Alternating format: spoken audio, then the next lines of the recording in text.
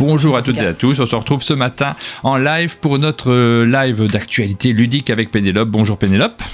Salut Martin, salut tout le monde, salut le chat, salut YouTube.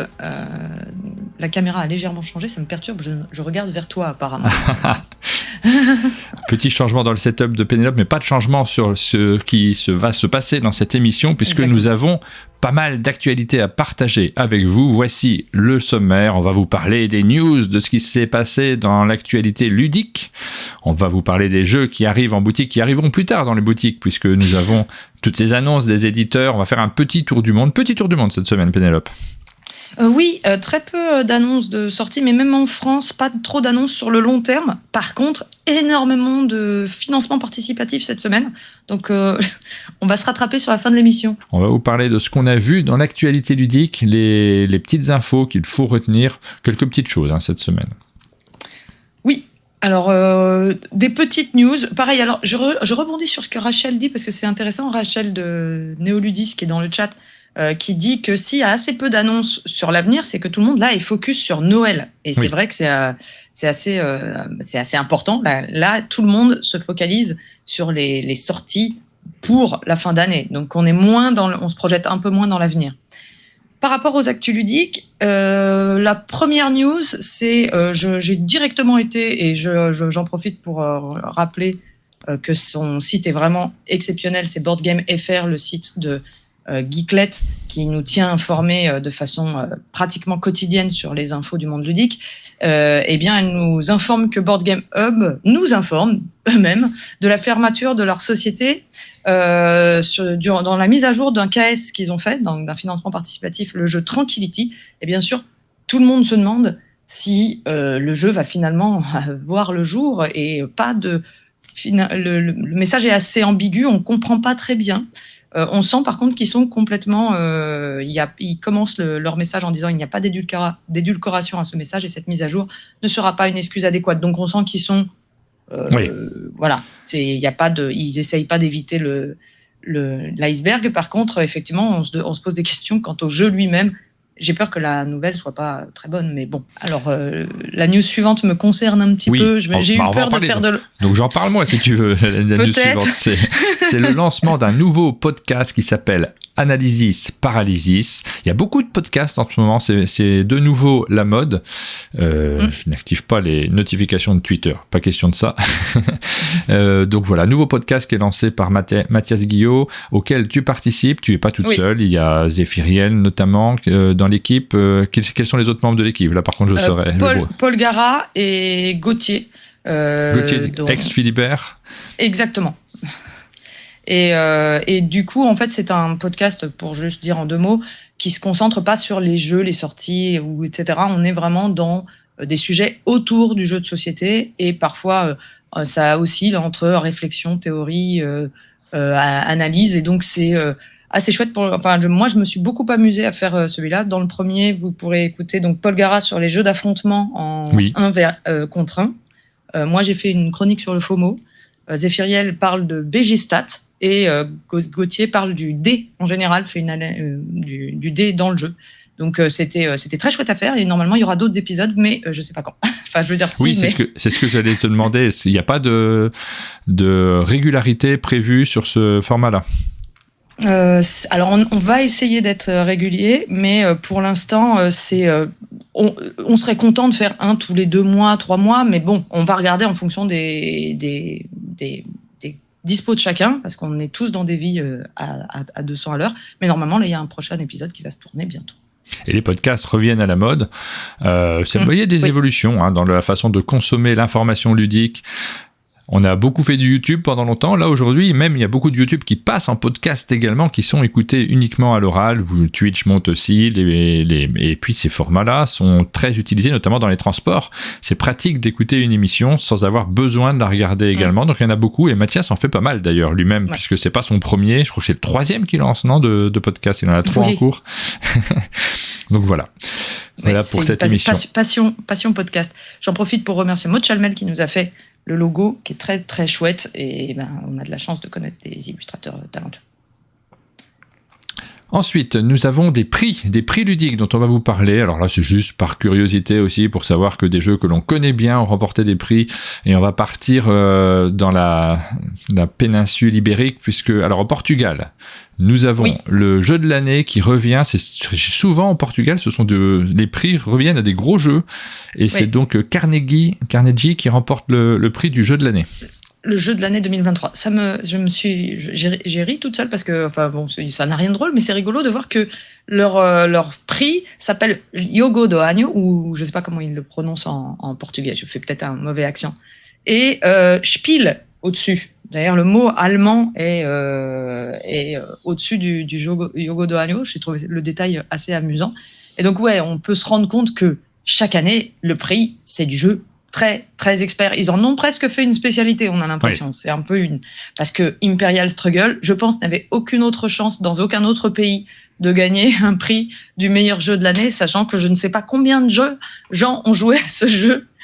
C'est vraiment des jeux de niche très, très, très, très pointus et très longs et très compliqués. Imperial, bon, après, j'adore, moi je suis une grande fan, Imperial, Steam, Carnegie et Imperial Struggle, j'aimerais beaucoup y jouer parce qu'on connaît mieux Twilight Struggle, qui était le précédent, mais voilà, c'est donc un prix qui est intéressant à surveiller quand on est amateur de jeux experts. C'est donc un jeu de Xavier Georges qui remporte le prix, et puis on a également un prix du jeu enfant en Espagne qui a été dévoilé cette semaine, et c'est Toco Island qui remporte ce prix-là, le jeu de Wilfried et Marie Faure. Je me suis trompé sur le lien, donc je vous le dis à l'oral. C'est juste donc un jeu qui est publié par Helvétique, Toco Island, pour les enfants, et qui a remporté alors c'est pas non, je me suis tout trompé sur les liens que j'ai mis dans mon document, qui a remporté le prix en Espagne. Voilà, petite information supplémentaire pour ce jeu qui est sorti, je crois que c'était en début d'année, non, l'année dernière il me semble, très simple, qui nous emmène dans les îles du Pacifique. Très joli matériel, très très beau matériel. Oui. On va passer maintenant, alors c'était les petites news de lancement, on va passer maintenant au tour du monde ludique. On vous emmène faire le tour des petites annonces, il n'y en a pas beaucoup, mais on va vraiment garder du temps pour faire les Kickstarter, comme c'est vraiment le cœur de cette émission cette semaine. C'est pas toujours le cas, il y a des semaines comme la semaine dernière, on avait beaucoup moins de choses, mais cette semaine, beaucoup de jeux qui paraissent sur Kickstarter, quelques jeux quand même, dont on a annoncé, sur lesquels on a annoncé des informations. Jingle. Jingle. Carrément, il annonce le jingle. Ben oui. Moi, maintenant, c'est pour te prévenir. J'ai l'impression d'être dans une émission sur Canal+ dans les années 90. Jingle. Ah bon, on disait jingle dans les années 90 ? On pouvait dire ce genre de choses. Je pense que les gens qui regardaient la télé comme moi comprennent la référence. Mais oui, donc vraiment très peu d'annonces. On est dans du léger. On commence avec Monumental, qui a annoncé Monumental, avec Funforge, qui a annoncé une extension pour Monumental. Alors, j'insiste sur ce point.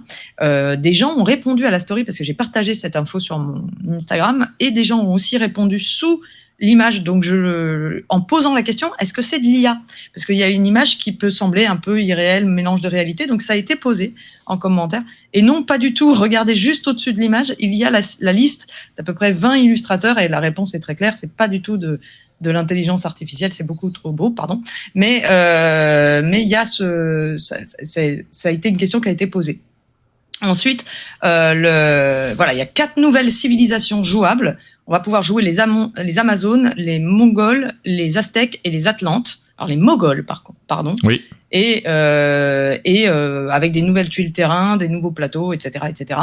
Monumental, c'est un jeu qui mélange à la fois deck building et contrôle de territoire et qui est beaucoup moins monumental finalement que son nom l'indique. C'est assez simple de prise en main, mais c'est monumental dans son matériel et c'est très très agréable à jouer. Ah, j'aime beaucoup moi ce jeu, on en a parlé la semaine dernière. C'est vraiment un jeu que j'apprécie tout particulièrement. Je sais pas trop si j'ai besoin d'extensions en plus, mais alors est-ce que j'aurais envie de tout avoir à la maison ? Oui, clairement. On va attendre ça avec impatience. Je ne me prononce pas pour l'instant sur est-ce que je vais craquer ou pas, mais forcément quand on aime un jeu, l'envie est toujours là.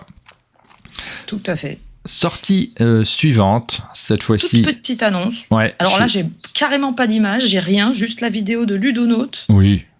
Qui a annoncé un Living Forest duel, mais sans donner aucune info autour. Donc je me contente de dire, voilà, Living Forest va arriver pour 2 joueurs, mais on n'a pas d'infos sur comment ça va se jouer, ni rien. Ils expliquent juste qu'ils sont en train de bosser sur le développement du jeu, qu'ils sont en train de peaufiner les équilibrages et qu'ils commencent à beaucoup s'amuser avec. Voilà, c'est dans le développement des jeux, quand on a une gamme à succès, on sait qu'il y a un certain nombre de jeux que l'on peut faire. Il y a la version enfant, parfois. Par exemple, King Domino a eu le droit à sa version enfant. Il y a la version Roll and Write qui arrive souvent. Par exemple, King Domino a eu le droit à sa version Roll and Write et à la version duel. Ah bah tiens, King Domino n'a pas sa version duel, mais Seven Wonders a sa version duel. Donc c'est l'ordre logique d'une certaine manière. Avec la fameuse extension, on peut jouer à 5, qui arrive parfois également dans les jeux à grand succès.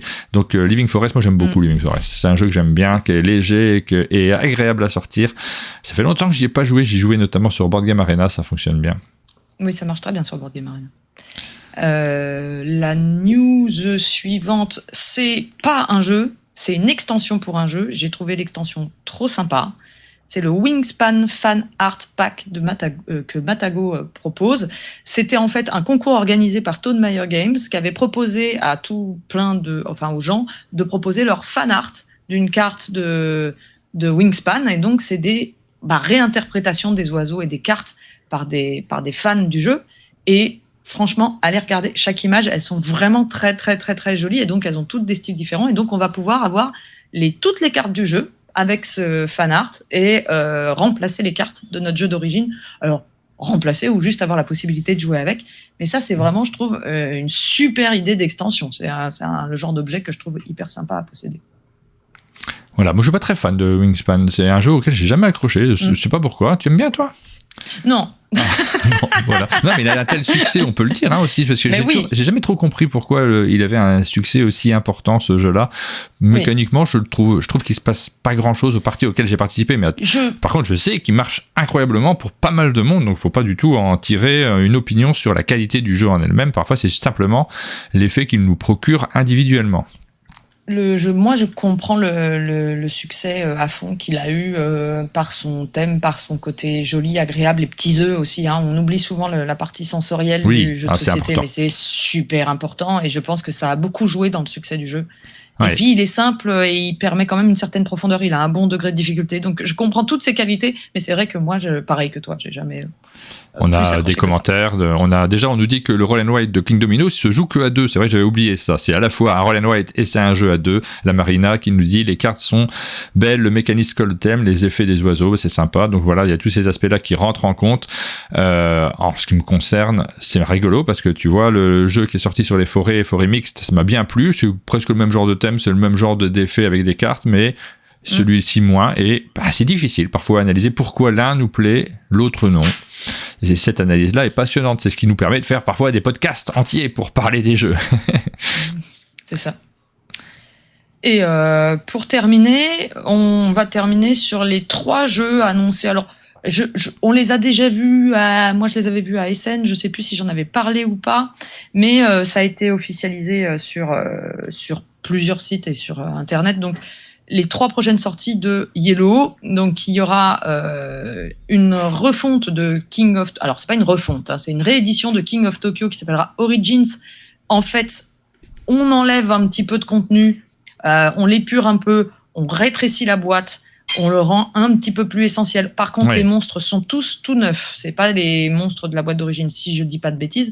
Et en fait, le prix est aussi allégé. C'est, en ce moment, je me suis rendu compte, c'est aussi Tokaido, 10 ans, qui a fait ça, réduire la boîte pour réduire le prix. On sent qu'il y a ils savent que les gens, que les prix des jeux augmentent et donc ils cherchent des solutions pour proposer des jeux moins chers, les mêmes jeux mais moins chers. Donc voilà, ça c'est King of Tokyo Origins qui va arriver en 2024 normalement. Guilty également, qui est un jeu d'enquête avec un deck de cartes auquel moi j'ai pu jouer, qui est vraiment très très bien, qui est très qui est touffu avec beaucoup de texte et avec beaucoup de profondeur d'enquête. C'est pas du tout le genre de petit jeu de cartes d'enquête qui se joue en 2 secondes. C'est vraiment de l'enquête qui demande et qui est assez exigeante. Et enfin Little Soldier. Alors ça, moi, c'est une grosse attente de 2024. On n'a pas l'image à l'écran parce qu'on est resté sur King of Tokyo. Oui, parce que j'étais en train de voir que mon image de King of Tokyo était pas bien cadrée et j'ai essayé de la cadrer mieux pendant que tu parles et du coup, j'ai pas écouté ce que tu disais. Je le concède. C'est super. Voilà, Little Soldier. Et juste avant, tu as parlé de Guilty. Mais Little Soldier, c'est vraiment... Little Soldier, moi, c'est l'attente de... Enfin, je dis pas que c'est mon attente de 2024, mais je trouve que c'est une tellement bonne idée. C'est en gros, c'est des petits soldats, des cartes qui vont avec ces petits soldats, des règles de jeu de wargame, et en fait, vous installez ça n'importe où, dans votre salon, sur votre table. Oui. À la fin du repas, vous rangez pas la vaisselle, tout ça, vous mettez les petits soldats, et vous avez un espèce de wargame avec une petite réglette et tout, et des règles de wargame pour jouer accessibles avec des petits soldats. En fait, c'est finalement ce à quoi on jouait quand on était petit, avec des petits soldats sur une table, mais encadrés avec des règles et tout. Je trouve ça trop une bonne idée. Donc ça arrive l'année prochaine. Mais je jouais pas aux petits soldats, moi. Enfin, ouais. On faisait des empilements, des alignements, mais après, derrière, on savait pas comment jouer. Des alignements de petits soldats. Voilà pour les jeux qui paraîtront chez Yellow. Ça, c'est les sorties françaises. C'est les jeux qui vont arriver en France, dont on est sûr. Il y en a d'autres, on n'est pas sûr qu'ils vont arriver en français, mais peut-être que ça va arriver un petit peu plus tard. C'est des annonces à l'étranger. Alors, que 2 annonces. Hein. Déjà, tu nous emmènes en Californie sur le premier.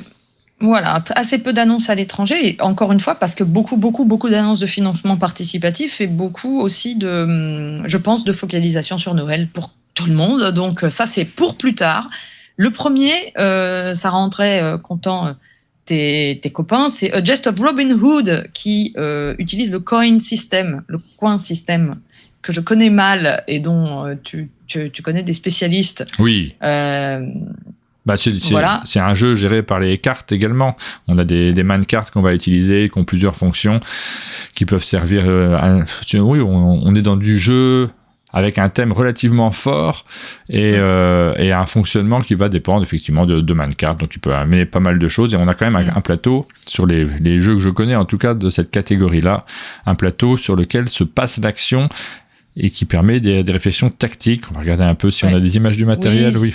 On voit le plateau. Alors c'est du jeu, en fait, en général, c'est un peu du combat tactique, si je dis pas de bêtises, avec des, ça se veut toujours très réaliste, très historique, très, voilà. Donc là, c'est assez sympa de voir que c'est Robin des Bois, donc on sort un peu de l'historicité, mais il y a écrit en dessous guérilla tactique dans l'Angleterre médiévale, et je pense que ça va être à cheval entre la légende et la réalité, donc ça va être assez sympa. C'est d'une difficulté, je pense, un peu moindre que le reste de leur gamme habituelle. C'est pas tellement difficile, c'est surtout assez ardu de rentrer dedans, parce que sur toute cette gamme-là, on a des graphismes qui sont un peu austères, on a des thèmes qui sont assez spécifiques, parce que c'est très historique. Là, c'est surprenant, parce qu'on n'est pas dans l'histoire sur ce projet-ci en particulier, mais ceci dit, il y en a eu plusieurs. Il me semble qu'il y a même un projet dans l'espace, si je me trompe pas, dans l'avenir. Peut-être je me trompe, je n'ai pas révisé avant sur cette question-là, mais voilà, on a un projet qui est avec une couverture qui est plutôt sympathique, qui change des précédents. Elle est belle. Ouais, très très chouette couverture. Et effectivement, alors par contre, la couverture pourrait donner l'impression qu'on a un jeu tout onirique, magnifique, tout poétique, et puis on ouvre la boîte et là on tombe sur l'austérité des coin systems. Alors c'est quand même très joli, hein. Mais c'est plus austère, quoi. On est dans la boîte.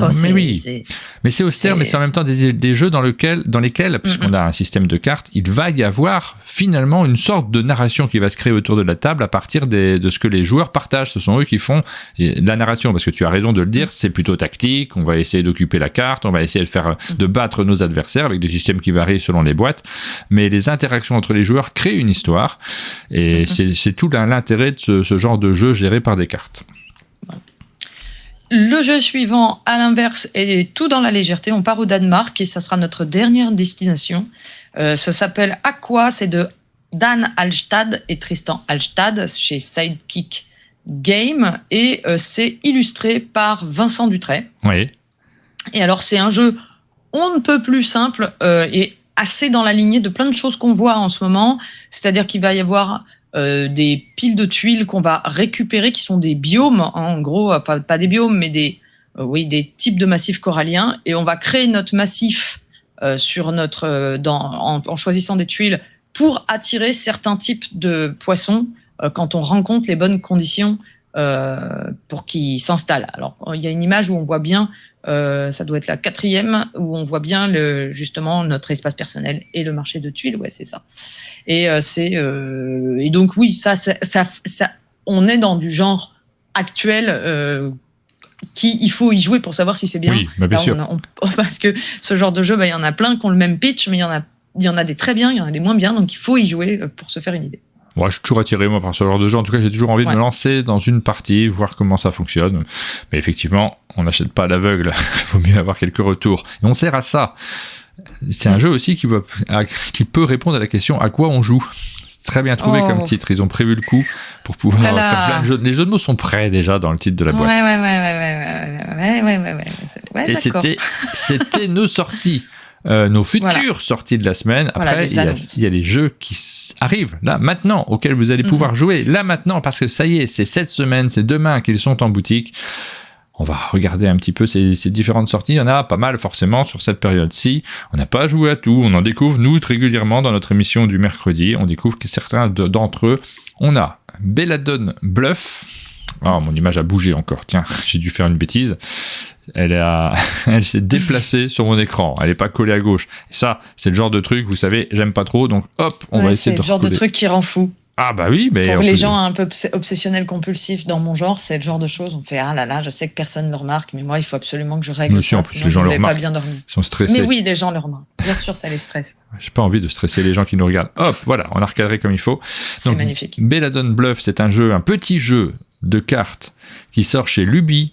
Petit éditeur belge, c'est signé par Konstantinos Karagiannis, illustré par Martin Maigret, et on est dans une sorte de 6 qui prend, un peu original, parce qu'on va poser les cartes tantôt face visible, tantôt face cachée, et il y a certains pouvoirs sur les cartes qui vont nous amener à bluffer un peu, et alors c'est pas les pouvoirs qui amènent à bluffer, c'est les cartes face cachée surtout. Il y a un petit côté 6 qui prend, puisque dès qu'on a complété une ligne, dès qu'on pose la 7e carte, on va récupérer toutes les cartes de cette ligne et marquer les points qui sont associés. Mais attention, il y a des points négatifs. Donc les cartes qu'on a posées face cachée, parfois renferment des points négatifs, et les pouvoirs vont nous amener à pouvoir interagir avec nos partenaires de jeu. C'est très simple, très accessible. C'est moins tactique, je dirais presque, que 6 qui prend, parce qu'il y a beaucoup de bluffs autour de la table et les pouvoirs nous empêchent de tout contrôler exactement. Mais on est dans la catégorie des petits jeux familiaux avec des illustrations assez sympathiques. Voilà pour Belladone Bluff. Bonne Presse, qui sort chez Débâcle le jeu. On en a parlé très rapidement hier de Bonne Presse. Il est encore sur ma table. Il est juste à côté de moi. Hop, il est là. C'est le genre de jeu que moi j'aime bien, qui plaise pas à tout le monde en général, mais moi j'aime bien, puisque c'est le genre de petit jeu dans lequel vous allez écrire des articles de journaux, donc il fait appel à votre imagination.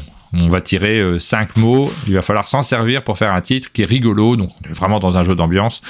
Je le connaissais pas, je l'avais pas vu arriver à l'avance avant de le recevoir, et on y a joué comme ça, très rapidement, en se disant tiens, qu'est-ce que c'est que ce truc. C'est très très marrant, parce qu'à l'intérieur il y a plein de couvertures de journaux fantaisistes qu'on lit juste par plaisir, et puis nous-mêmes on invente des titres marrants. Il y a un système de scoring, mais à la limite on s'en fout un peu. Le grand plaisir de ce jeu-là, c'est de broder, de se marrer autour de la table en inventant des choses. Un jeu pour un peu atelier d'écriture, d'une certaine manière. J'aime bien les jeux qui font écrire. Beach Cup, c'est le nouveau Challengers de Marcus Slavicek et Johannes Krenner. C'est illustré par Olivier Fanière et ça sort chez Zellman Games. J'y ai pas joué. Tu y as joué, toi, cette nouvelle boîte ? Non, j'ai pas joué à la nouvelle boîte. J'ai joué à Challengers, bien sûr, comme beaucoup d'entre nous, mais pas à la nouvelle boîte. Pas du tout. Mais j'ai hâte, en fait, pour voir les nouveaux projets. Désolé pour les bruits que vous entendez derrière moi, c'est Marjorie qui ferme les volets de la maison. Oui, après, il va faire trop jour, tu vas être trop éclairé. Donc voilà, je ne l'ai pas découvert. C'est le jeu qui a remporté l'As d'Or initié cette année. Et j'ai hâte d'y jouer, en fait, parce que j'avais plutôt bien aimé sans plus, moi, Challenger. J'ai bien aimé, mais je trouve que les parties se répètent énormément. Peut-être que cette extension nous permet d'avoir un peu plus de variabilité dans nos parties. La force de Challenger, c'est vraiment le fait de pouvoir jouer à 8 et de jouer en équipe et que ça tourne, ça met de l'ambiance autour de la table, c'est vraiment sympa. Clash of Magic Schools, c'est un jeu qui est signé par 2 auteurs, dont Rosenberg. L'autre auteur, c'est Dorgaten, pardon pour la prononciation, je ne sais pas comment on le prononce exactement. C'est publié par Yellow, c'est illustré par Nayad. Et figure-toi que j'en ai jamais entendu parler. J'ai découvert cette semaine que ce jeu sortait. Alors, les informations ont circulé, hein, c'est de ma faute si j'en ai pas entendu parler, évidemment. Mais on a du mal à se concentrer, surtout quand on a beaucoup d'actualités à traiter. Je découvre qu'il y a un jeu de Rosenberg qui paraît chez Yellow et du coup j'ai très envie d'y jouer, forcément. Alors peut-être que tu en as entendu parler dans sa version précédente, parce que ça vient de me revenir et c'est une réédition en fait, c'est tout refondu graphiquement, etc. Et peut-être qu'il y a des petites modifications dans la règle, mais ça je ne suis pas au courant. Mais c'est Babel qui était sorti en 2000 en fait. C'est une refonte de Babel, un vieux jeu de Uwe Rosenberg et Hagen Dorgaten. Ensuite, on a un Cortex Disney classique, on va pas s'attarder, c'est la suite de la gamme Cortex. Il y a beaucoup de variables sur cette gamme-là, signé Nicolas Bourgoin et Johan Benvenuto. Des souvenirs plein le ciel, c'est un Rainer Knizia, publié par Space Cowboy et illustré par Sepio. Je n'y ai pas joué, donc je peux pas vous en parler plus en détail de ce jeu-là. Combien de jeux de Knizia cette semaine? Peut-être un seul. Ce mois-ci, Empire's End, gloire et déclin, le nouveau jeu de John Dickler, publié en France par Lucky Duck Games, arrive dans nos boutiques, illustré par Quenchai Moria. On y a joué celui-ci, on a même enregistré la vidéo et normalement, il faut que je la boucle, elle est montée, mais il faut que je boucle les règles, on vous la diffuse demain, normalement, si tout va bien. Très chouette jeu qui nous prend complètement à contre-pied dans les sensations. Si vous aimez souffrir, c'est vraiment super. Non, mais en plus, je le dis dans le bon sens du terme, quoi. C'est un jeu où vous avez un certain nombre de points en début de partie et il va falloir essayer de les conserver et de résister un maximum. Et c'est des sensations assez neuves, c'est rafraîchissant comme type de jeu. Moi, j'aime beaucoup.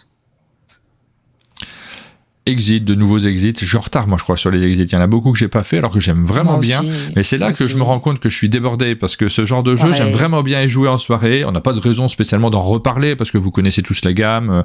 Il n'y a pas de raison de passer beaucoup de temps, donc on a tendance à privilégier les nouveautés sur lesquelles on n'a pas encore d'informations. Et du coup, j'empile mes jeux d'escape. Et j'ai quelques unlocks et quelques exits en retard, et j'aime vraiment bien ça. C'est des petites distractions qui me plaisent. Toujours signé Marcus et Inka Brand pour l'idée générale. C'est publié donc par Yellow en version française. Explora, on l'avait peut-être déjà annoncé la semaine dernière, mais je l'ai revu dans les listes de cette semaine. Il arrive en ce moment, en tout cas, en boutique, le jeu de César et Menardi, publié par Atalia, illustré par Gaël Lanurien. Nous avons toujours de l'extension sur Happy Little Dinosaur. Ça marche très très fort, ces jeux-là alors ce jeu Happy Little Dinosaur et puis les jeux Unicorns aussi qu'on voit beaucoup. Ça marche bien avec le grand public, avec les plus jeunes, ça a un look qui plaît bien aux ados aussi. Moi je sais que ça marche à fond sur mon neveu de 12 ans qui adore le visuel et puis ça a un côté pan dans ta face. C'est assez facile ce genre de jeu, c'est agréable. Pour eux. Moi, je suis pas fan. Mais moi, je connais pas très très bien parce il y a toujours un des jeux qui nous concerne directement parce qu'on est en fait une chaîne qui s'adresse quand même aux joueurs spécialisés. Et puis ces jeux qui sont plus familiaux, je les connais pas si bien que ça. Et surtout, j'ai pas d'informations sur comment ça se vend. Et c'est des informations qui nous manquent un petit peu. Ça en boutique. Est-ce que c'est des jeux très importants pour les boutiques? Nous, on s'y intéresse quand ils sortent, quand la nouvelle boîte sort, mais quand toutes ces extensions-là, on s'intéresse pas forcément. Voilà. Landfeuse de 3, chapitre 1er et Vilaine, le jeu de Rémi et Nathalie Saunier arrive en boutique, publié par Oka Luda Édition, avec beaucoup d'idées originales à l'intérieur de ce jeu qui a un petit côté roll and white coopératif, d'aventure avec un matériel assez dingue. Pareil, on a une vidéo qui arrive sur notre chaîne. Et une magnifique illustration originale de Didier Tarquin. Ça n'est pas une repique d'une bande dessinée existante. C'est vraiment, il a fait une illustration pour le jeu, donc c'est vraiment très chouette. Nous avons également Kaori. J'ai toujours pas joué, je suis très en retard sur Kaori. J'ai vraiment hâte d'y jouer puisque j'en entends beaucoup de bien. On a reçu la boîte, il y a des sorties intéressantes chez Débac le jeu, puisqu'on vous a parlé là juste avant de Bonne Presse, qui est également chez Débac le jeu, distribué par Ludistri. Là, c'est un jeu de Charles Couronneau. Illustré par Jérémy Fleury. Donc ça a l'air très très chouette, les échos sont vraiment très bons. Il faut que je fasse une partie, il faut qu'on vous le présente dans nos formats, ça arrive pour les semaines qui viennent. Si je dis pas de bêtises, ça serait un peu un genre de roots plus léger, avec de l'asymétrie entre des factions d'animaux. Mais je veux pas dire de bêtises. N'hésitez pas à me corriger dans le chat si vous y avez joué, mais moi aussi j'ai très envie d'y jouer. J'ai eu beaucoup de très bons échos effectivement sur ce jeu.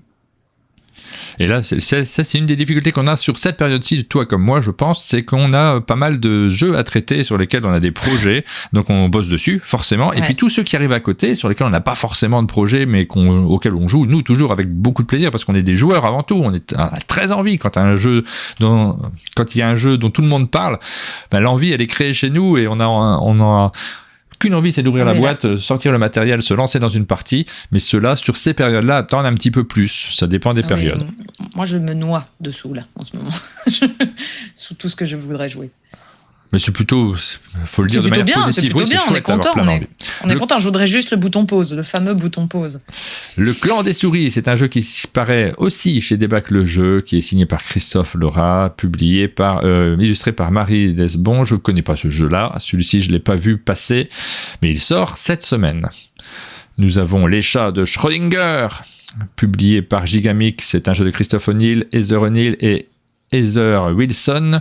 On en a parlé dans notre format showroom avec Gigamix, donc si vous voulez quelques informations sur ce jeu, n'hésitez pas à lancer ce format sur notre chaîne. Petit jeu dans une boîte métal. Let's Dig for Treasure, Ben Stoll, Don't Panic Games. Celui-ci je le connais pas. Tu en as entendu parler ?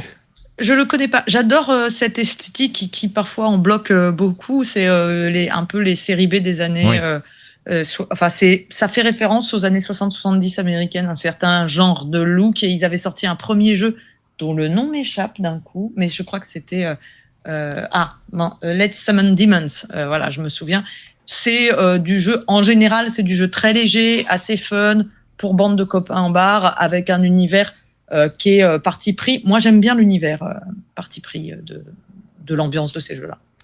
Ma première aventure, suite de la gamme, cette fois-ci c'est sur une licence, Patty et l'épreuve des dieux. C'est toujours signé Roméo Aignan, c'est publié par Gameflow, illustré par Arnaud Boutle. Voilà, suite de la gamme pour ceux qui connaissent et qui sont intéressés. On a une réédition de Picomino, je vous montre la nouvelle boîte de ce jeu classique de Rainer Knizia, publié par Gigamic.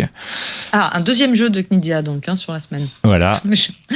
Un deuxième jeu de John Dickler alors sur la semaine pour compenser. Voilà, quel excellent jeu ce Ready Set Bet. Ready Set Bet, j'ai pas rejoué en fait depuis l'année dernière, depuis sa sortie à Essen, on y a pas mal joué en version anglaise. Il y a la version française qui arrive maintenant en boutique, c'est ce jeu de paris hippique. Dans lequel vous avez une application qui va vous permettre de générer des tirages au sort pour que les chevaux avancent et vous pariez au fur et à mesure de ces avancées. Ça met une grosse ambiance autour de la table. Et on a la possibilité aussi de jouer avec un joueur qui fait l'ambiance, et c'est encore mieux quand vous avez le type de joueur qui arrive à mettre beaucoup d'ambiance dans la pièce. Là, il faut foncer sur ce genre de jeu si vous aimez ce type de sensation. Ça plaît pas à tout le monde, attention, c'est vraiment un type de jeu particulier, renseignez-vous avant, mais pour les groupes de joueurs un petit peu calculateurs, mais qui rentrent facilement dans l'ambiance, ça peut bien plaire. Moi, ce que j'adore dans ce jeu, c'est cette phase où tout le monde a misé et on ne fait plus que regarder les chevaux avancer en hurlant sur la table et en disant le 7 parce qu'on a l'impression d'y être, quoi. Donc vraiment, je vous invite à essayer ce jeu.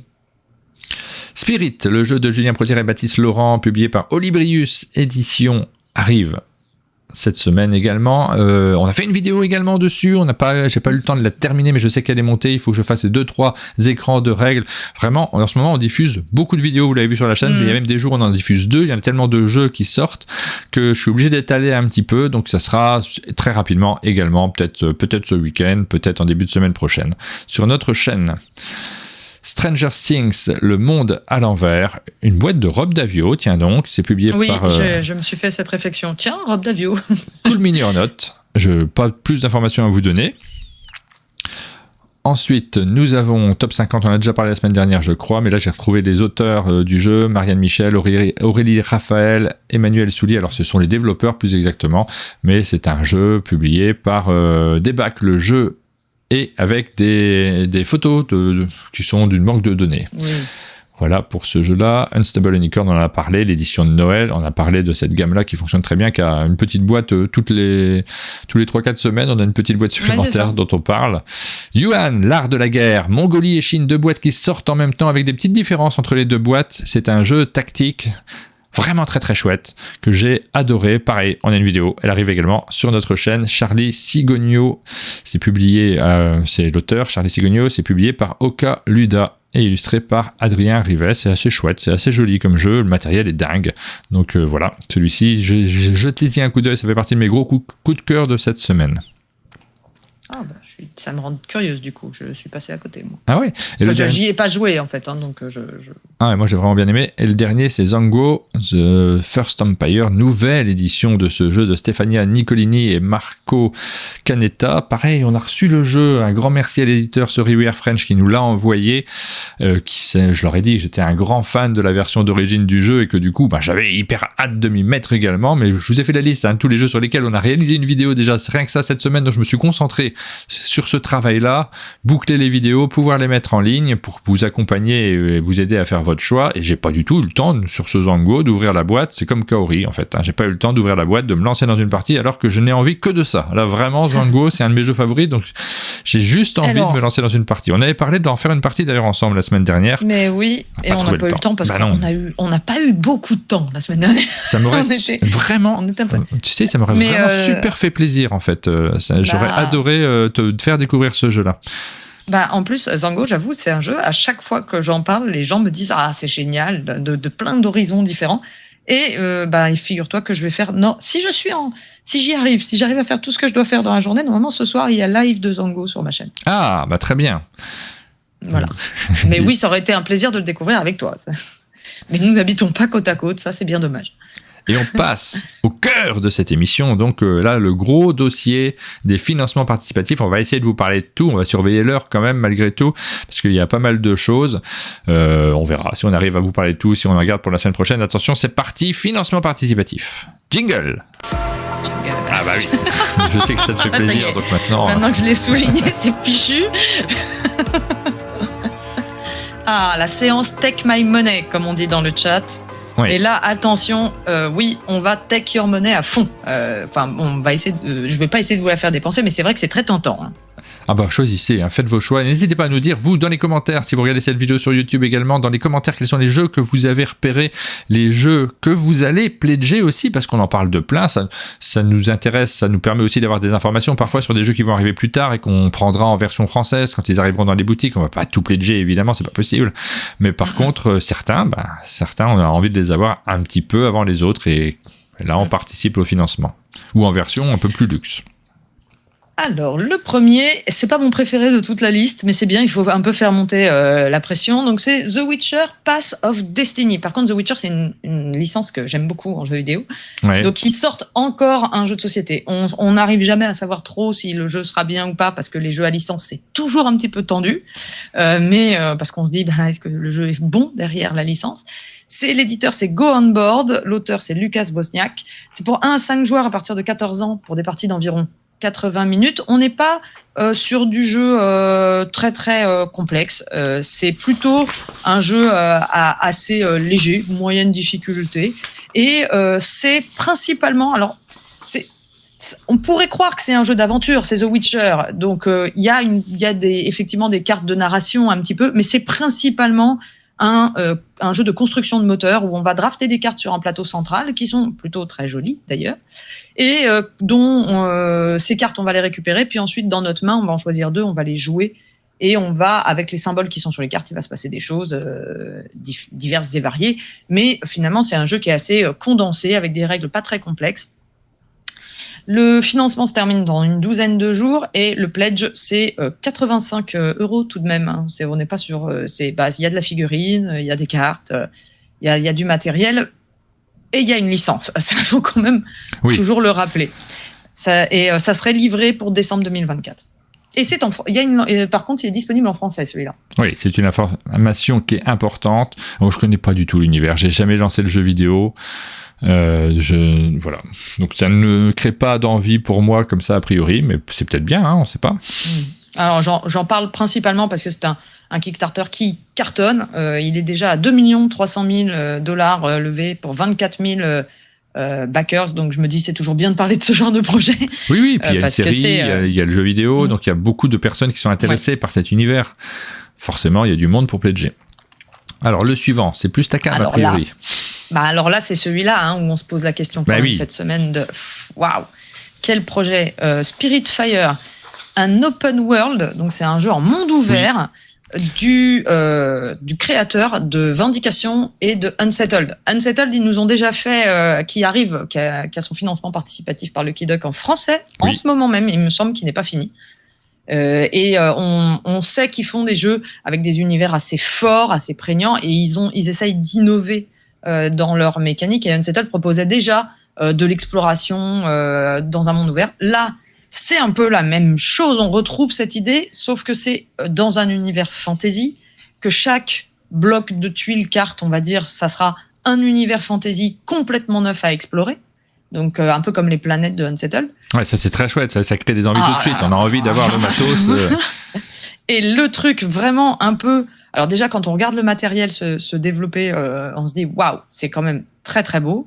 Beaucoup de cartes, des tapis néoprène, un visuel avec un parti pris, aussi la graphique très beau. Et la petite particularité du jeu, c'est que ce jeu pourra se jouer... En fait, on va beaucoup développer son personnage. Il y aura beaucoup un truc de comme dans du jeu de rôle où on va développer son personnage dans son coin et on pourra jouer seul, complètement seul, le jeu, ou rejoindre la partie d'autres personnes en prenant sa boîte, et, par exemple, de joueur et en allant, si c'est bien ce que j'ai compris, en allant jouer chez son voisin. Voilà, on va pouvoir. C'est un jeu qui est à la fois solo et multi, mais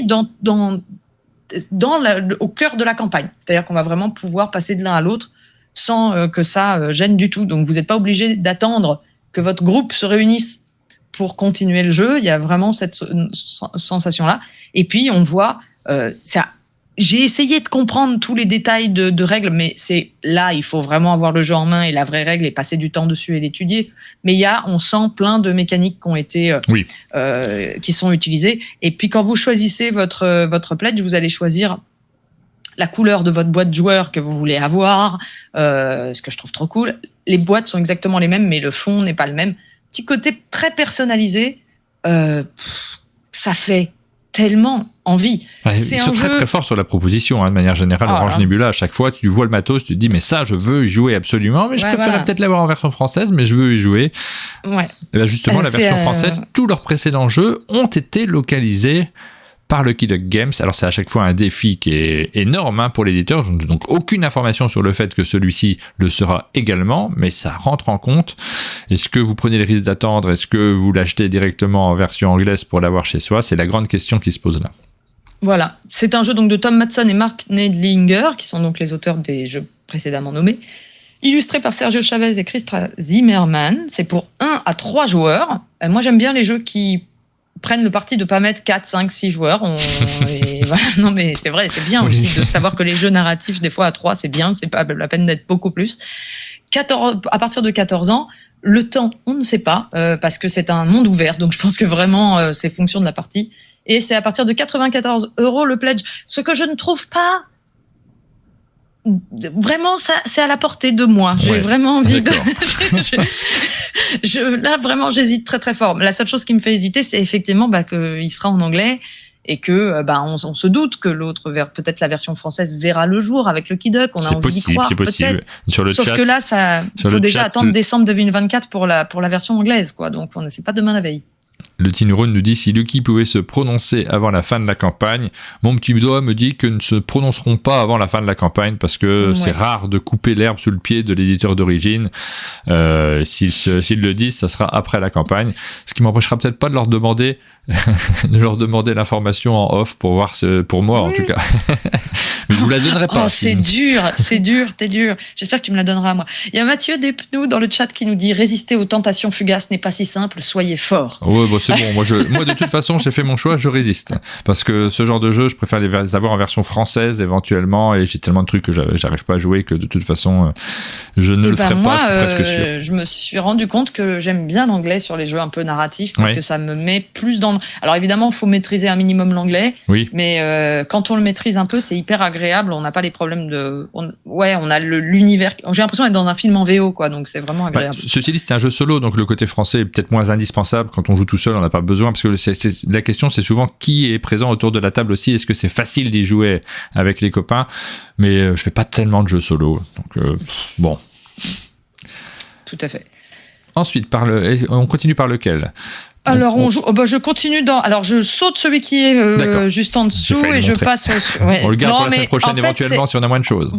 Voilà, c'était un peu l'idée, on est obligé de choisir, de faire une éditorialisation. On ne peut pas tout vous mettre non plus. Vous faisiez la remarque la semaine dernière à propos de jeux dont on n'avait pas parlé. Vous les avez listés en disant « celui-là, pourquoi vous n'en avez pas parlé ? Celui-ci ». On choisit en fonction de nos goûts, en fonction de ce qui nous intéresse, ce qui nous fait plaisir à l'intérieur. Et puis, il y en a d'autres à chaque fois. Il y a plein de choses qui rentrent en compte. Par exemple, la semaine dernière, on a vu qu'il y avait des jeux qui étaient illustrés par intelligence artificielle. Et nous-mêmes, ça nous crée moins d'envie. On a moins envie de se concentrer dessus. C'est naturel. Tout simple, hein. C'est assez simple, ça rentre en compte. J'aurais beaucoup de mal à défendre et à vous présenter un jeu illustré par intelligence artificielle, donc je préfère Donc c'est une des raisons, il y en a d'autres, mais c'est une des raisons pour lesquelles parfois on passe d'un jeu à un autre, on n'évoque pas tout. De toute façon, vous voyez, il y en a tellement que on manque pas de jeux. Le suivant, donc on passe sur Pax Illuminating. Et d'ailleurs, je remercie encore maintenant Kickstarter et les plateformes qui informent sur les illustrations et donc c'est beaucoup plus pratique pour moi. Pax Illuminating, qui est un jeu de Oliver Cayley et qui est l'auteur de Hégémonique et illustré par Madeleine Fial. C'est publié par Iron Game Design et on connaît déjà pas mal de leurs jeux, si je dis pas de bêtises, mais c'est justement ce sont les autres Pax en fait. Là c'est Pax Illuminating, mais ils ont fait Pax Renaissance, Pax Palmyre, je crois, si je dis pas de bêtises, et c'est aussi ceux qui ont fait The Witcher, Old World ou High Frontier ou Stationfall. Donc voilà, ils ont plein de jeux dans leur besace. Donc c'est à venir et je trouve plus ma petite page, c'est ce moment de flottement où on cherche. Mais celui-là je l'ai pas préparé, donc là j'ai pas grand chose à en dire. Je suis en train de regarder. Non, mais j'avais besoin de voir une image pour me souvenir de ce que je voulais en dire parce que voilà, nous sommes en 1776 en Bavière et on est un aéropage, un disciple de l'ordre bavarois des Illuminati. Et en fait notre but, c'est de répandre ce savoir interdit dans les sphères les plus hautes de l'empire actuel. Et donc, on va essayer d'avoir de l'influence. Alors, ce qui est marrant, c'est que c'est un plateau qui est fait avec des cartes de personnes, en fait. C'est-à-dire que c'est des figures de célébrités, j'ai envie de dire de célébrités, mais de figures historiques qui vont être réparties sur le plateau. Et on va essayer de faire de la conquête de territoire, mais en fait, c'est de la conquête de gens. Vous voyez, on va essayer d'avoir de l'influence sur eux. Donc, ça se présente comme une carte, mais c'est des gens. Et en fait, on a des objectifs un peu secrets. C'est des objectifs de motifs, en fait. On va essayer de, par exemple, influencer les 4 personnes, on va dire, adjacentes du centre du plateau. C'est notre objectif à nous. Il faut qu'on y arrive. Alors après, comment ça se passe ? Je ne sais pas. C'est des jeux qui sont en général très sérieux, assez pareil. On est dans l'austérité, mais moi, je déteste pas. Et plutôt costaud. On a du 4.5 en difficulté sur BGG. Donc là, on n'est pas du tout là pour rigoler. Enfin, on peut très bien rigoler avec ce jeu-là. On peut, mais on a le droit. Mais c'est pas de la, on n'y va pas l'esprit léger forcément. C'est à partir de 14 ans, des parties de 45-90 minutes pour 1 à 4 joueurs. Pour moi, c'est des jeux qui visent les fans d'histoire, les fans de... Voilà, moi, ça peut me toucher en matière de thème. C'est le genre de thème que j'aime bien. Après, il faut voir au niveau de la mécanique... Voilà, pour ce jeu, effectivement, les précédents étaient aussi assez costauds dans cette catégorie. Voici pour ce jeu-là, on continue parce qu'il y en a pas mal et que l'heure tourne, donc il faut qu'on avance. Alors le suivant, on va passer plus vite dessus, mais j'avais quand même envie d'en parler parce que je trouvais ça rigolo et que c'est la semaine de tous les financements participatifs. C'est Escape Room Tycoon et vous ne rêvez pas, c'est tout dans le titre. Nous allons gérer notre entreprise d'escape room. C'est un petit peu comme les roller coaster tycoon, etc. Oui. Donc, on va donc développer des salles d'escape, se trouver faire de la publicité pour nos escapes, avoir des influenceurs qui vont donner envie aux gens de venir chez nous, etc. Donc le thème me semblait rigolo. Je me suis dit voilà, on sent que c'est un thème qui est aussi dans l'air du temps, dans son époque. C'est un jeu de Creative Jam, enfin des éditeurs Creative Jam, le jeu est de Gianluca Torrente, illustré par Jade Princi. C'est pour 2 à 4 joueurs à partir de 12 ans, des parties de 60-120 minutes. On est sur de la gestion de placement d'ouvriers, on est dans de l'Eurogame. J'ai pas trouvé de twist particulièrement où je me disais ouais ça a l'air super, mais le jeu a l'air relativement complexe sur sa note BGG. C'est pareil, on n'est pas sur de la légèreté, mais 60-120 minutes c'est pas trop inquiétant. Les pledges vont de 35 à 99 €. Ça se termine le 15 novembre et ça sera livré dans un an à peu près. Voilà. Si vous aimez le thème, ça vaut le coup. Là, on vous a pas donné beaucoup d'informations sur le contenu, on n'y a pas joué évidemment, donc c'est juste pour vous annoncer que ce jeu existe et que peut-être ça peut vous intéresser. On part. Il y a Dolmor qui dit à quand le board game editor Tycoon. Je trouve que ce serait une excellente idée. Non, il y en a déjà eu. Il y a déjà eu des jeux sur le thème du jeu. Alors le suivant, je pense qu'il va te plaire. On va refaire un petit tour. Tu penses que ça va me plaire? On va faire un petit tour de nuit avec Nocturne, qui est un jeu publié par Flatout Games. Et c'est marqué, c'est l'éditeur de Calico, Cascadia et Verdant. Ils n'ont pas mis Fit to Print, c'est rigolo, dans cette liste-là, mais c'est également l'éditeur de Il Fit est dans to la Print. vidéo Fit to Print, mais ils ne l'ont pas mis dans la liste, peut-être parce pourquoi, que... je ne sais pas. En tout cas, c'est ça des vient jeux de sortir, il n'y a pas encore les chiffres. Ouais, c'est des jeux qui ont connu un assez gros succès. C'est lequel ton préféré d'ailleurs des 4? Moi, je vais faire un gros coming out. Je n'ai joué qu'à Verdant et Fit to Print. J'ai pas joué à Calico et Cascadia. C'est un de mes gros manques. C'est fou, et à chaque fois, je recule. Bah oui, mais les thèmes me tentent moins. Je suis moins dans le jeu abstrait. J'ai adoré Fit to Print. Tu le sais, on y a joué quand je suis venu la semaine dernière. C'est un de mes petits coups de cœur de Essen. Donc, et puis Yann O'Toole aux illustrations. Là, pareil, c'est beau. Moi, je suis assez fan de cette couverture.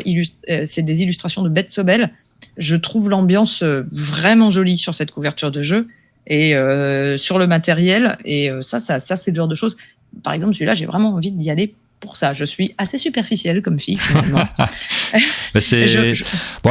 Alors, les mécaniques sont simples. C'est un petit jeu avec des tuiles, des cartes. Vous allez pouvoir essayer de faire des combinaisons. On retrouve effectivement un type de jeu qu'on a eu sur les précédents. Ça fait un peu penser à ce qu'on a joué. Il y avait un côté puzzle sur le tout premier Calico. Moi, j'aime vraiment bien Calico. J'aime plus que le succès qu'il a eu. Il est assez casse-tête, il est très puzzle et j'aime bien les puzzle games. Sur le suivant qui était Cascadia, gros succès puisqu'il a gagné le Spiel, donc forcément on l'a pas loupé. Il est un peu plus classique Cascadia, mais très agréable également. Je me demande, je sais pas lequel je préfère moi entre Cascadia et Acropolis, qui sont deux jeux qui se ressemblent. C'est quand même pas mal. Comment? Ah oui, si, Acropolis. Oui, mais c'est la même. D'accord, les deux, il y en a un qui a gagné l'As d'or et l'autre qui a gagné le Spiel, et je sais pas lequel des deux je préfère. Ensuite, moi, je préfère Acropolis, mais j'ai pas joué à Cascadia. Voilà, ça aide. On a Verdant qui est le moins bon, je pense, des 4. Oui, moi, Verdant m'a carrément déçu. Ouais. Non, c'est pas Verdant, c'est pas terrible, on va dire. C'est très contraignant. C'est un jeu qui est très, très contraignant. On n'a pas l'impression de pouvoir faire exactement ce qu'on veut. Moi, je me suis pas hyper amusé. Moi, je me suis amusé parce que j'aime bien ce genre de jeu, donc j'ai pas eu de problème à y jouer. Ça m'a fait plaisir. On a même fait une vidéo et j'ai eu beaucoup de plaisir à la faire. Mais par contre, c'est pas le jeu que je ressors. C'est ce que je dis parce que forcément, on compare les jeux aux autres jeux. Ouais. Donc là, on est toujours sur un jeu dans le même genre de gamme, même genre de public, 1 à 4 joueurs qui se jouent en 30-45 minutes, qui s'explique vite. Le thème, c'est que on est en gros des mages renards. Il en existe de 4 couleurs avec leurs petites têtes de renards différents. C'est extrêmement mignon. Et on va essayer de récupérer des objets magiques dans la forêt en faisant des sorts. Alors, en faisant des sorts, j'ai l'impression que c'est une grande phrase pour dire qu'on pose des jetons sur le plateau central. Mais principalement, on voit qu'il y a un espèce de système où il va y avoir des cartes à drafter, un espèce de quadrillage de cartes sur la table, des cartes à drafter qu'on va essayer de récupérer en posant ces jetons selon certaines contraintes et selon certaines règles que je n'ai pas tout à fait précisément là, pour récupérer ces cartes. Et là, il y a une deuxième phase de jeu ensuite, avec ces cartes qui auront sans doute des effets, il y a de la collection, voilà. Voilà, en général, c'est assez simple, ce type de jeu-là, et en général, c'est édité ensuite en version française par Lucky Duck Games également. Donc, voilà, on espère avoir la version française derrière. Jusqu'à présent, je les ai tous plus ou moins pledgés. C'était le premier que je faisais pas, Fit to Print. Et je le montre parce qu'il est juste à côté de moi. Il est si bien. Ouais, c'est le premier que je faisais pas. Et puis, j'ai quand même récupéré la version KS derrière. Donc, je suis content de l'avoir également. Voilà pour Nocturne. Un petit jeu que, normalement, je devrais faire. Parce que là, c'est complètement mon type de jeu. Est-ce que je le fais maintenant C'est 28 € le pledge. Par contre, avec des frais de port à $29. Donc, je vais pas le faire. Voilà. Je viens de trancher à la dernière seconde. Non, là, ça n'a pas de sens, ouais. Non, ça n'a pas de sens. Mais bon, on parle sur tous ces projets pour pouvoir se projeter un peu dans l'avenir et les voir arriver, c'est toujours agréable. Dream Escape, oui. C'est un projet assez original. Normalement, j'aime pas Cthulhu, donc au début, j'étais là genre, encore Cthulhu. T'aimes pas Cthulhu. C'est rigolo parce que j'ai un copain qui adore les jeux Cthulhu, qui regarde cette émission régulièrement parce qu'il la commente à chaque fois. Chaque jeudi, il laisse un petit commentaire, Duncan. Et quand j'ai vu le projet, je me suis dit, mais ça, c'est un jeu, c'est marqué pour Duncan. Je regarderai les commentaires sur YouTube si il nous dit qu'effectivement, il va le pledger directement. Parce que lui, c'est un joueur à la fois de jeux Cthulhu, il a plein de règles. Lui, il aime pas les jeux. S'il y a des dinosaures, il aime pas. Je crois que si c'est l'Empire romain, il aime pas trop. Par contre, c'est bon. Si c'est Cthulhu, c'est dans ses caractéristiques. Et il adore les jeux solo, et c'est un jeu solo. Ouais. Mais moi, je suis pas quelqu'un qui suis très licence en général. Donc, je me suis rendu compte, Star Wars, tout ça, le Seigneur des Anneaux, un petit peu. C'est un univers plus qu'une licence. Voilà, je préfère c'est plutôt les univers que les licences. Mais là, on a effectivement, c'est l'univers qui plaît, surtout dans Cthulhu. Mais moi, je suis pas très monstre à tentacules et tout ça. C'est pas mon dada. N'empêche que c'est quand même quelque chose qui plaît à beaucoup de gens. Et en plus, là, j'ai trouvé que le pitch était assez chouette parce que c'est un jeu solo.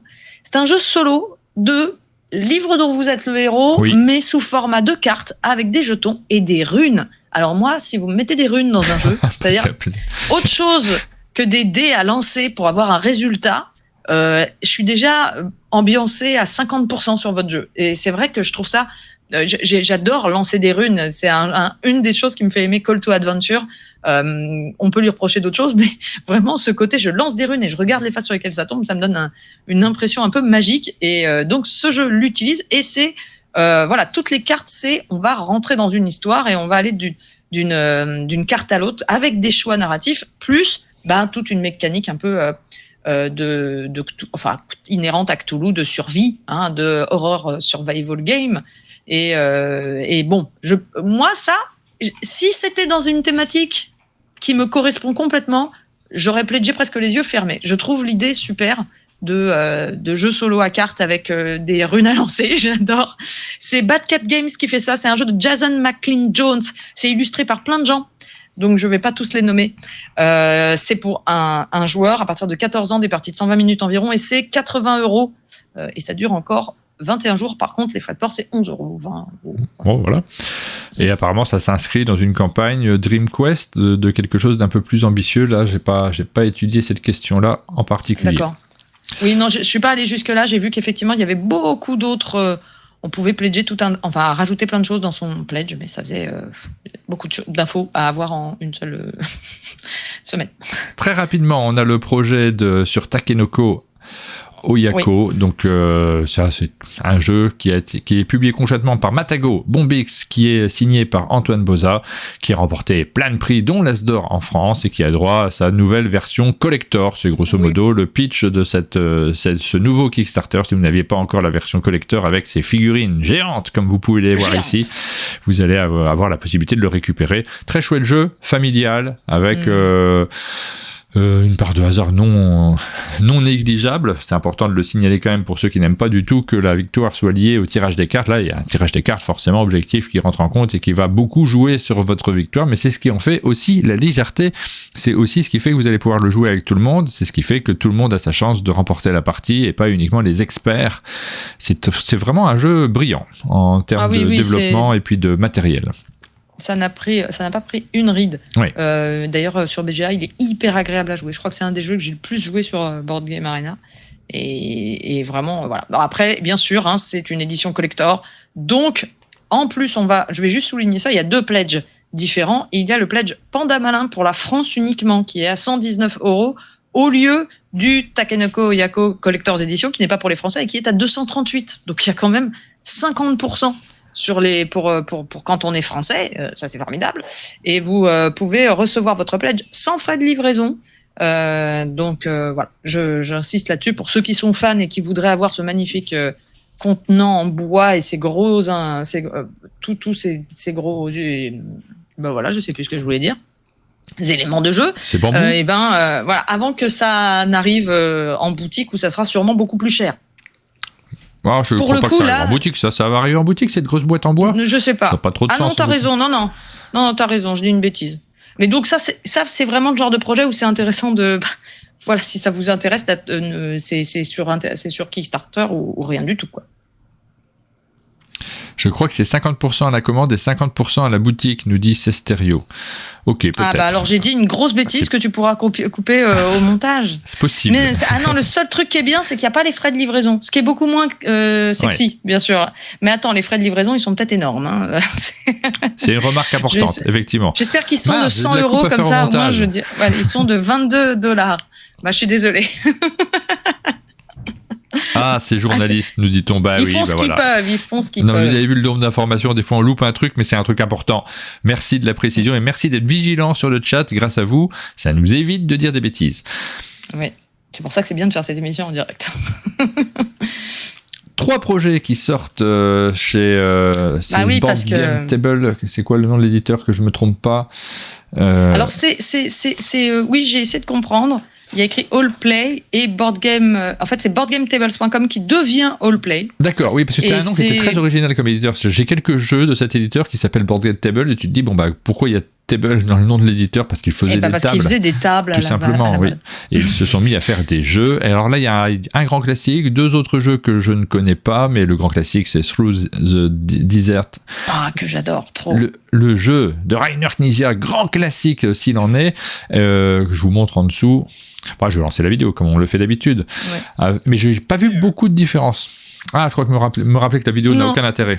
Donc, on va plutôt regarder le matériel en dessous. Il n'y a pas beaucoup de différence. C'est vrai que la vidéo n'est pas très intéressante. Le matériel que j'ai, je crois que je l'ai 2 fois ce jeu au chalet, et je reconnais exactement les mêmes chameaux que d'habitude.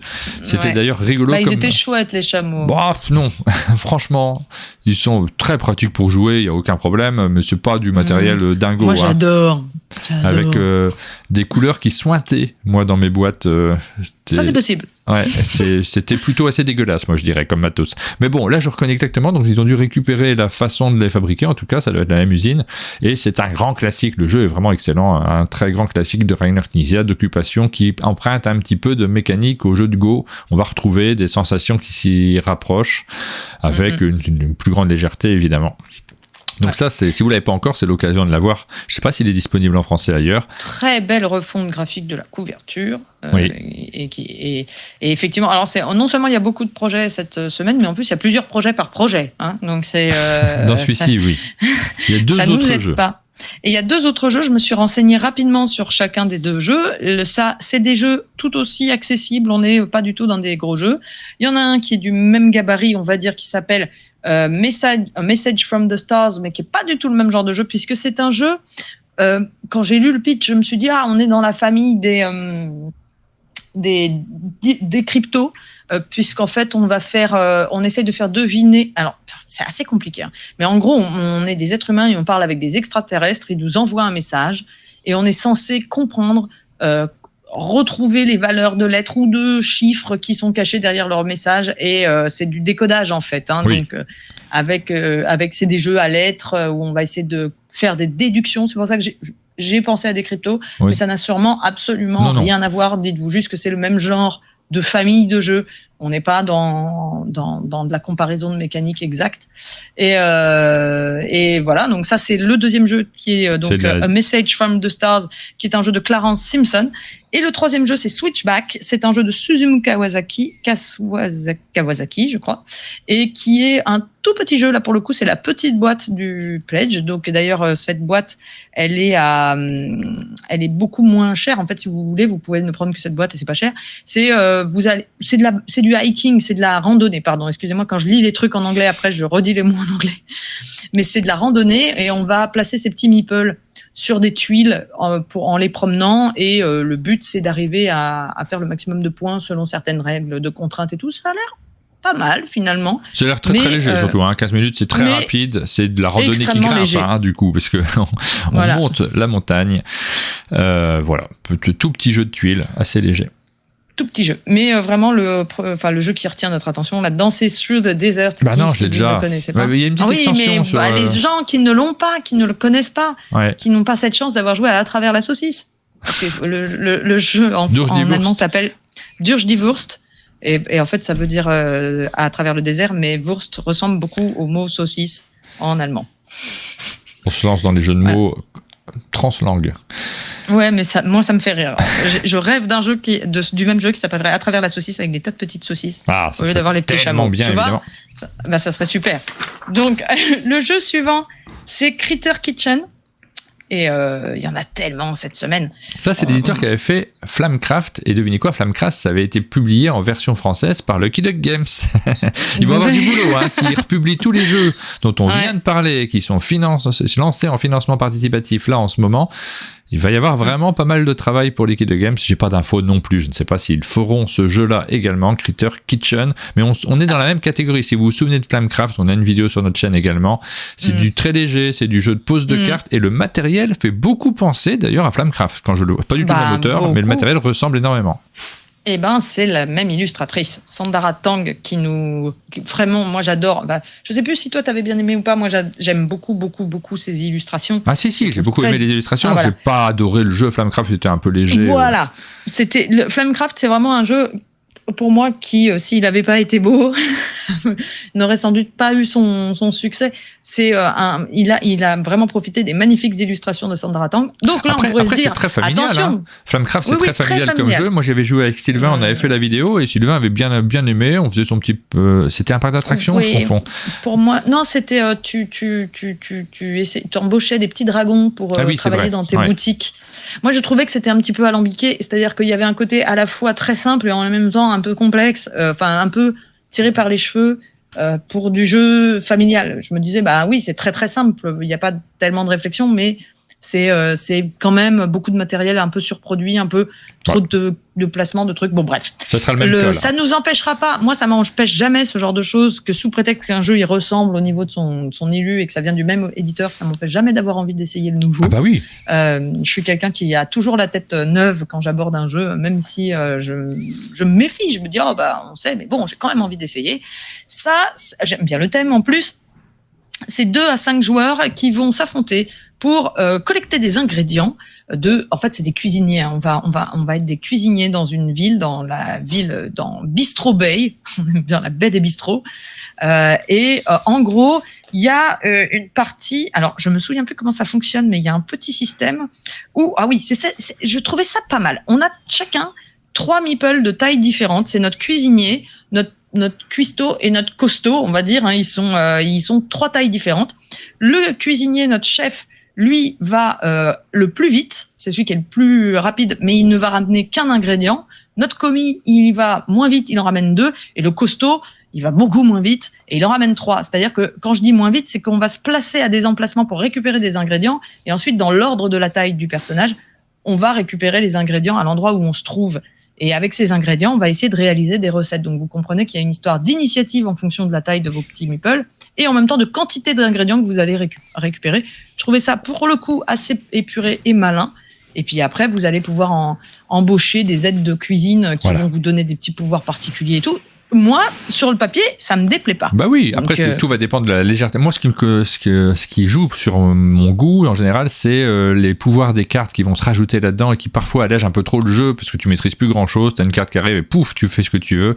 C'est cet équilibrage-là, en tout cas, qui parfois, moi, me freine un peu. Ça, on peut pas le voir. Je peux pas vous dire si c'est bien juste en regardant rapidement ce Kickstarter. Mais bon, un jeu sur la cuisine épuré. C'est ça. C'est pas mal. Et la cuisine épurée de pommes de terre. Voilà. Donc c'est bien joué. Bien joué. Non, bien joué. Je l'ai pas vu venir. Donc c'est un jeu de Alex Cutler, Peter C. Hayward et pour 2 à 5 joueurs à partir de 10 ans. des parties de 70 minutes, c'est 38,152 le pledge, 38 € à 152 €. Donc la première version n'est pas si chère que ça. C'est des frais de port, par contre, à 22 € minimum. Et le jeu est en anglais pour le moment. Ça sera livré en décembre 2024. Ensuite, le jeu suivant, c'est... alors, je te laisse me dire si il y a des choses que tu veux... Ça, c'est The Old King's Crown. Et là, j'avoue, je suis assez admiratif de tout ce qui est illustration. Et c'est ce que j'allais dire. Il est magnifique, ce jeu-là.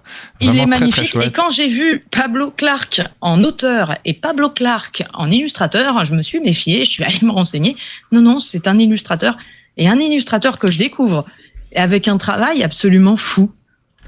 Hyper, comme on dit, riche, plein de détails, c'est fourmillant de détails et fourmillant de couleurs. Moi, ça m'a fait et de fourmis. J'ai aucune idée de ce que je fais. Par contre, là, moi, j'ai trouvé ça magnifique. J'ai eu l'information, mais je ne sais plus où, que Matago allait localiser ce jeu. Je dis peut-être une bêtise, donc faudrait vérifier, mais il me semble que je l'ai vu quelque part. C'est à la base édité par Airy Idle Game. C'est pour 1 à 4 joueurs à partir de 12 ans, des parties de 90 minutes.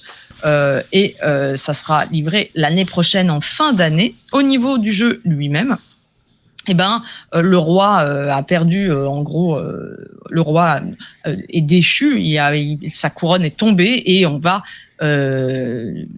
ses héritiers vont essayer de réclamer la couronne. Donc, c'est un jeu de stratégie pour 1 à 4 joueurs. Et on va essayer ça va mélanger de l'enchère, du bluff, de la gestion de main, de l'opportunisme pour essayer d'influencer sur... En gros, on va jouer des cartes à chaque tour sur les côtés du plateau pour influencer sur des cartes centrales qu'on va essayer de gagner. Et puis, il y aura qui vont, pour essayer de gagner une majorité ou je ne sais quoi, qui va nous faire gagner la couronne. Voilà. Je suis pas hyper précise dans le gameplay, mais il faut partir sur de l'enchère et de la majorité, je pense, et du bluff. Voilà, la gestion de main aussi avec les cartes. Voilà pour ce jeu-ci. On voit que sur la vidéo, ils insistent énormément sur le graphisme, naturellement. C'est ce qui nous a attiré également. Mais c'est pas pour ça qu'on va l'acheter. On l'achètera si le gameplay nous plaît. Et là, c'est un peu on est content de voir ce genre de magnifique travail d'illustration. C'est très chouette. J'espère que le jeu est très bon et qu'on aura l'occasion de vous en reparler lors de sa sortie française, éventuellement, parce que vous l'avez compris. Là, on va pas le pledger. On a déjà trop de trucs qui rentrent en compte. Trop de jeux. Trop de jeux. Trop de jeux. Ou pas assez de temps. C'est question de point de vue. Moi, je penche pour le pas assez de temps. J'ai pas vu le dernier. Tiens, j'ai vu que tu en avais rajouté un, du coup, là. Celui-ci, je l'ai pas vu. Non. Le petit en pas gras, je vais pas en parler pour un peu nous... Okay. Et par contre, toi, tu en as rajouté un. Oui, ça, j'en ai rajouté un. Parce qu'on a fait la vidéo dessus aussi. Et puis, c'est bien de vous signaler qu'il y a la saison 2 de Detective Society. Le jeu qui vous propose de faire des enquêtes en les recevant directement chez vous. C'est une sorte d'abonnement. Vous pouvez vous abonner à Detective Society. Ça va durer 6 mois, 6 épisodes. Tous les mois, vous allez recevoir un épisode. Vous allez pouvoir vous lancer dans la partie. La première saison, on suivait les aventures de Claire Makova, la fille d'un diplomate disparu. Cette fois-ci, on va enquêter sur la vie de Timothy Lee, qui est plongé dans un coma profond. On ne sait pas pourquoi. On va découvrir ça dans cette partie-là. Chaque boîte, ça dure environ 2 heures de jeu à peu près. Vous allez pouvoir vous lancer dans une partie qui va vous permettre d'étaler plein d'éléments sur la table. Vous connaissez ce genre de jeu dans lequel il y a des éléments, des photographies, des articles de journaux, des documents que vous allez étudier, mais la dimension numérique est très importante sur ce jeu-là, puisque vous voyez ce qu'il y a sur la table. C'est vraiment la moitié du jeu, voire moins. Il y a beaucoup d'éléments, de coups de fil, d'échanges, de vidéos que vous allez regarder qui vont vous envoyer, parce que sur les documents, il y a des adresses mail. Vous menez vraiment votre petite enquête.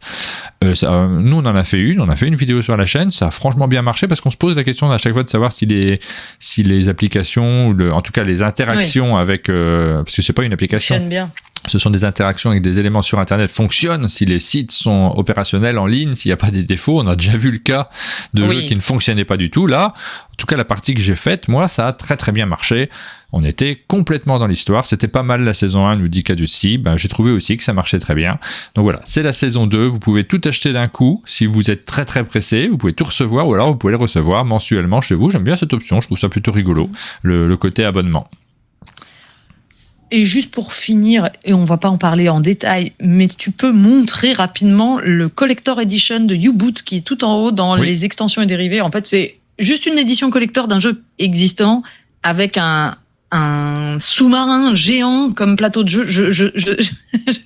C'est le genre de choses j'adore voir alors là, pour le coup, je ne pledgerai jamais ça, mais qu'est-ce que ça doit donner quand on est en train de jouer à ça sur sa table et qu'on a le sous-marin, le sous-marin qui fait toute la longueur de la table. Donc voilà, ça c'était pour ceux qui se passionnent pour U-Boot, le board game. Bon, sur cette vidéo, on voit pas grand-chose, donc on va montrer directement le sous-marin qui est là, et c'est disponible en version française également, ce jeu-là. On en avait déjà parlé à l'époque du premier Kickstarter. Bah voilà, là, vous avez la Collector's Edition. Oui. Tout à fait. Oh là là, c'est énorme. Ah bah oui. Prends pas l'échelle. Il fait 90 cm de long. Oui, ils le disent même en dessous. Hein. Ah bah ouais, c'est la largeur de ma table, quoi. C'est vraiment impressionnant. Non, il faut avoir de la place là pour y jouer. Voilà, pour les projets dont on voulait vous parler cette semaine, les projets en financement participatif, il y en avait d'autres. On a fait une sélection, on a fait des choix, on en garde pour la semaine prochaine. Il y avait plein de trucs, on verra s'il y en a autant la semaine prochaine. C'est des grosses semaines de sortie. Il va falloir que vous fassiez des choix sur votre budget si vous voulez faire ces projets-là.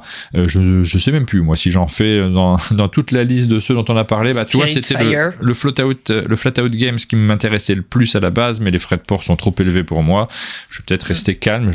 Cette année, c'est l'année où je fais rien. Moi, c'est le Spirit Fire me fait rêver. Le Spirit Fire me fait rêver, mais effectivement, j'attends tes infos. Je les donnerai jamais. Je sais pas si je les aurais en fait. Je sais pas si. Non, mais moi non plus. D'ailleurs, les gens, on est en train de leur faire croire des choses. Mais on nous dira sûrement pas. Sachez-le. Voilà. On va poser la question, mais on nous dira sûrement pas. On passe aux vidéos qu'on a diffusées sur nos chaînes respectives. Alors, une seule sur ta chaîne pour l'instant, mais tu m'as dit que tu en avais 6 autres qui étaient en cours de upload. Mais je suis une catastrophe. Je n'en reviens pas de n'avoir posté qu'une seule vidéo sur ma chaîne. Alors c'est déjà bien. Bon, bref. Non, mais j'en ai plein de retard. Je suis désolée auprès des gens qui suivent ma chaîne d'avoir si peu de... Voilà. Mais c'est Earthbound Rangers qui m'a agréablement surprise. J'avais eu un premier contact pas très agréable à PEL. Et en fait, on s'était un peu gouré dans les règles et tout ça. Donc là, j'ai refait une partie. C'est du collectif card game, enfin c'est du jeu de cartes à la Seigneur des Anneaux ou Aurora Arkham et avec un thème assez original et tout. Le jeu est fabriqué aussi. Je réinsiste là-dessus. Il est fabriqué en Europe et tout le matériel est écologique, donc il est cher, mais c'est comme ça. J'ai vu des gens répondre que c'est une catastrophe, enfin c'est une honte que le jeu soit si cher et tout. J'ai fait oui, j'ai eu ça.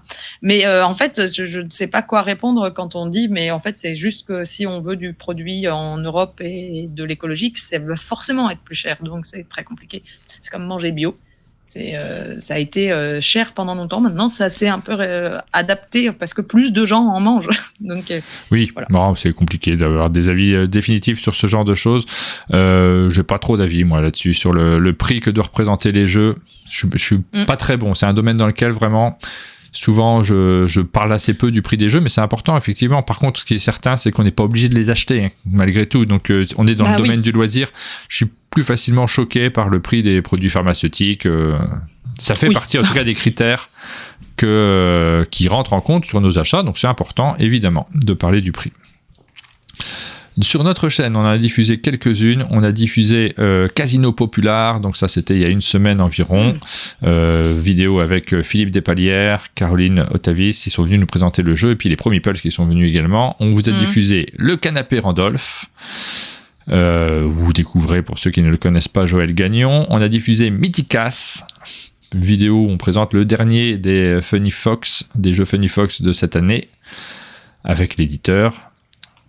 On a diffusé Syllabus avec Aline, où on vous présente un petit jeu très utile si vous voulez travailler les syllabes. Je dis travailler, mais en fait c'est un jeu de société aussi à la base. Ça se base sur ce principe d'égrener des mots. On a diffusé Cyberion, la version jeu solo, enfin le jeu solo, et pas que, on peut jouer à plusieurs. Signé par Shady Torbay, j'ai bien aimé moi ce jeu-là. Ça m'a plutôt... Je fais très peu de jeux solo, mais celui-ci m'a bien plu.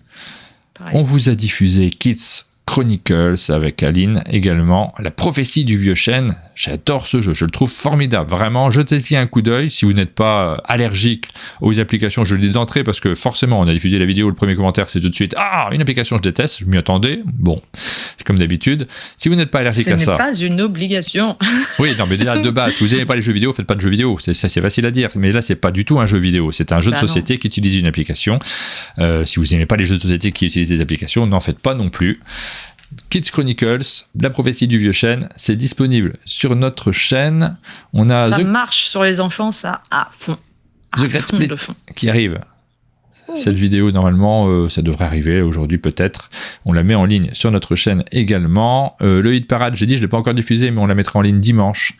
Cette vidéo-là, j'ai un peu de retard pour la mise en ligne. Et puis, petite annonce, demain soir, vendredi soir, nous faisons en direct un petit tour d'horizon des jeux avec des sorciers et des sorcières. Voilà, pour le programme de la chaîne, il y a 2-3 trucs à regarder si vous n'avez pas regardé tous nos programmes. Il y en a eu pas mal. J'adore ce genre de thème d'émission où on fait le tour par thème de plein de jeux. Bah, j'aime bien aussi. Et du coup, ça sera avec Jules et Jérôme demain sur le Twitch d'un monde de jeux. Et puis plus tard sur YouTube, on le rediffusera. Et on arrive à la fin de notre émission. Il y a Sylvain qui vient d'arriver. Coucou Sylvain, qui est juste à côté, qui est prêt pour les tournages d'aujourd'hui. On a pas mal de tournages à faire. On vous donne rendez-vous donc la semaine prochaine pour un programme aussi riche peut-être. J'espère qu'il y aura un petit peu moins de financement participatif à traiter parce que ça faisait beaucoup en si peu de temps. Mais on espère que ça vous a été utile. Et puis on a un gros programme tous les deux, donc on vous quitte, on vous laisse à votre journée. On est à peu près, on a débordé un petit peu quand même sur ce qu'on avait prévu, mais c'était un gros programme. Allez, bonne journée à tous et à très bientôt. Ciao, ciao.